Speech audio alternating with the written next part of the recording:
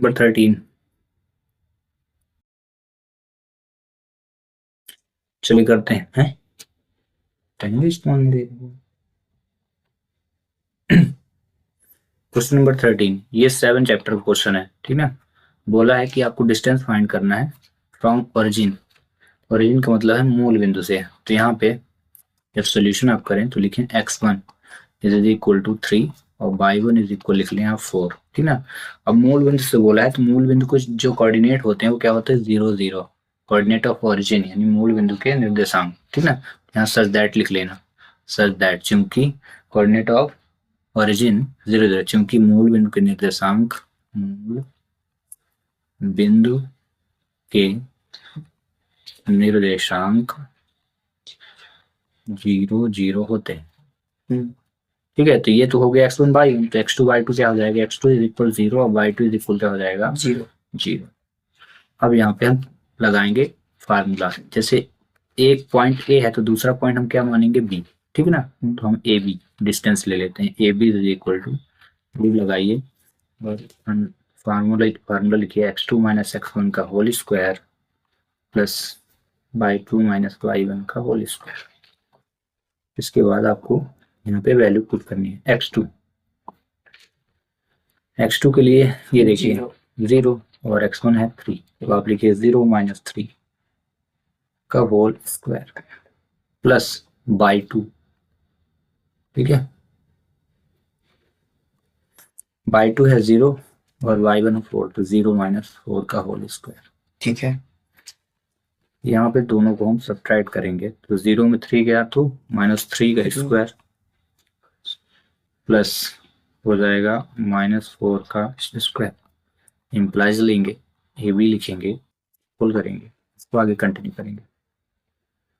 अब 3 का स्क्वायर 9 और 4 का स्क्वायर 16 और 9 16 25 और 25 किस नंबर का स्क्वायर रूट है, 5 का। बस आंसर आ गया 5।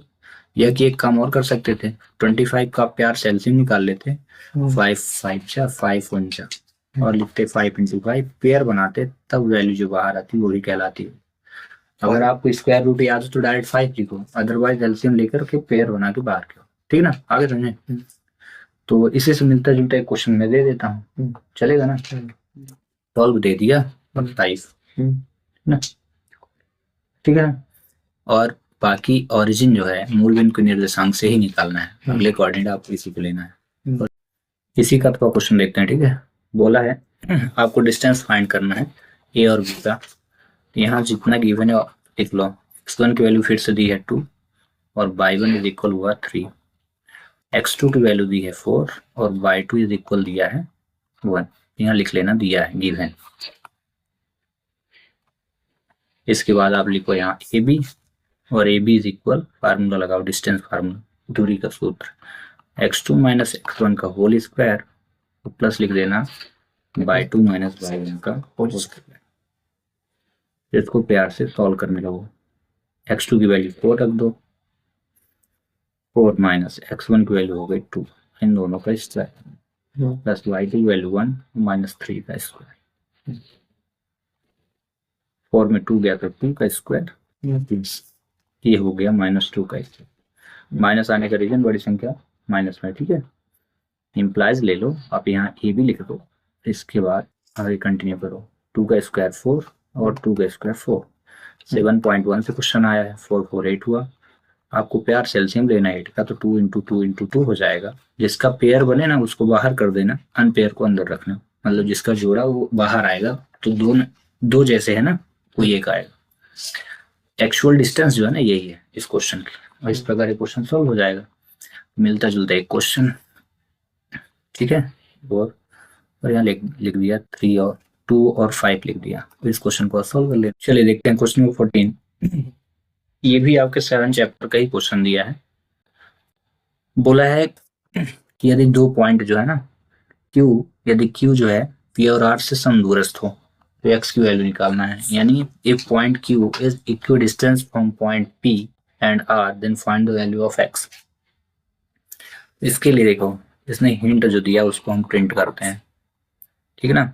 Q को बोला है P और R से दूर पे है, वो भी सेम डिस्टेंस पे है, तो P की वैल्यू हुई 5 - 3 और Q की वैल्यू हो गई 0 1, ये वैल्यू हो गई 1 और ये हो गया x6। ठीक है, ये हो गया ना। तो बस इक्वी डिस्टेंस का मतलब होता है पी क्यू इज इक्वल, समझना, पी क्यू इज इक्वल हो गया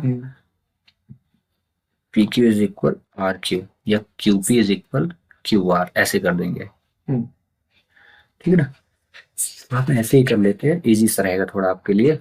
मैं बताता हूँ इसको, थोड़ा आप ऐसे कर, आप लिखो Q P is equal, Q P जो है इज इक्वल क्यू आर कर देते हैं। ठीक है ना, इक्वी डिस्टेंस। अब यहाँ पे फार्मूला हम अप्लाई करेंगे, x2 - x1 का whole square plus y2 - y1 का होल स्क्वायर इक्वल लेंगे,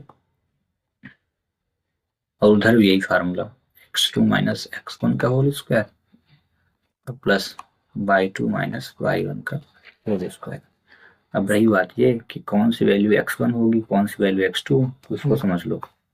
मैं q से वैल्यू उठा रहा हूँ, ठीक है ना, ध्यान देना, q से p किया हूँ, लिखा है ना, तो हमारा कहलाएगा x1।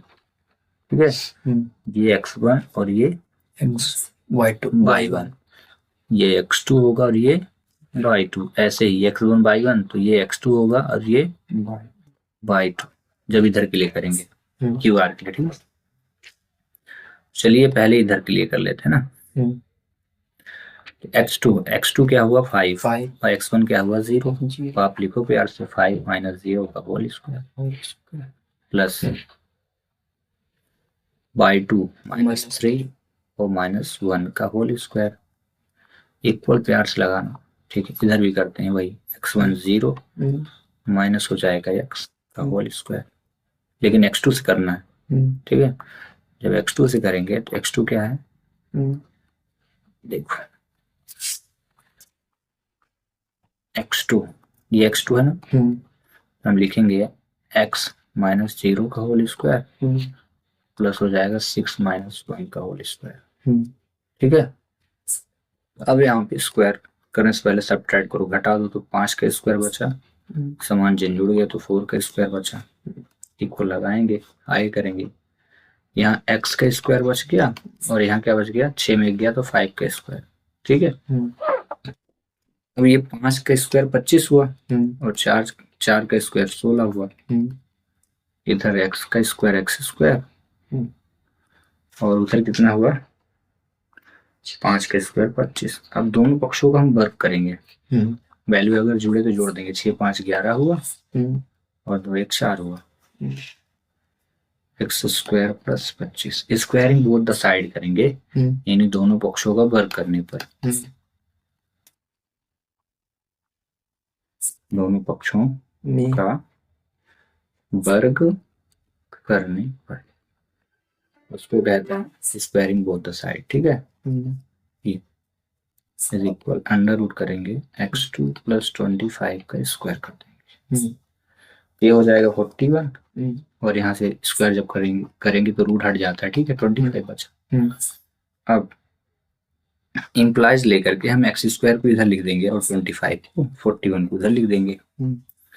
आगे हम कंटिन्यू करेंगे, इम्प्लाइज से लेकर के ही करना है, इम्प्लाइज इज इक्वल हो जाएगा x square is equal to 41 - 25 हो जाएगा, तो x स्क्वायर इज इक्वल क्या हो जाएगा 6 16, तो x इज इक्वल क्या हो जाएगा अंडर रूट 16, तो x इज इक्वल क्या होगा प्लस -4, क्योंकि 16 किस संख्या का वर्गमूल, 16 का वर्गमूल क्या होता है 4, रूट से बाहर आएगा तो एक बार प्लस में लिखेंगे एक बार माइनस में, बस इस क्वेश्चन का करेक्ट आंसर है, क्योंकि यही बोला था कि x की वैल्यू बताइए क्या होगा। ठीक है, आगे सुनिए, चलिए अगला क्वेश्चन करते हैं।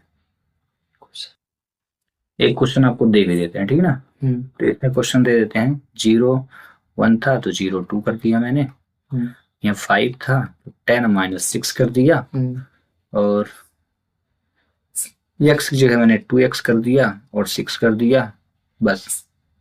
अब करेंगे आपसे अगर थोड़ा सा भी बनता है ना तो आंसर आ जाएगा, कंफर्म आंसर आ जाएगा। इस क्वेश्चन को करते हैं, ये 7.2 से क्वेश्चन लिया गया है, अच्छा क्वेश्चन है। बोला है कि वह अनुपात ज्ञात करें, तो हम कर लेते हैं लेट वह अनुपात, माना let the ratio will be, मानव अनुपात के रेशियो 1 होगा, ठीक है ना। बस इतना शुरू में कर लेना, ठीक है।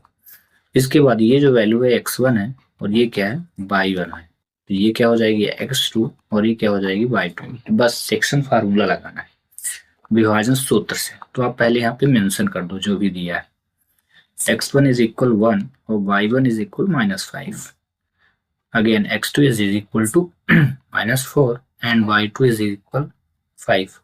और जो ये लिया है ना, तो ये m1 है और ये m2 है, ठीक है। तो रेशियो भी हो गया m1 इज इक्वल m2 और m2 इज इक्वल क्या हो गया 1, ठीक है।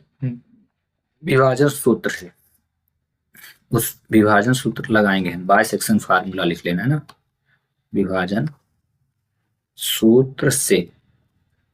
अब यहाँ एक चीज और लिखना है, चूंकि such that on x axis coordinate of x axis क्या होते हैं x0, ठीक ना। सच दैट चूंकि एक्स अक्ष पर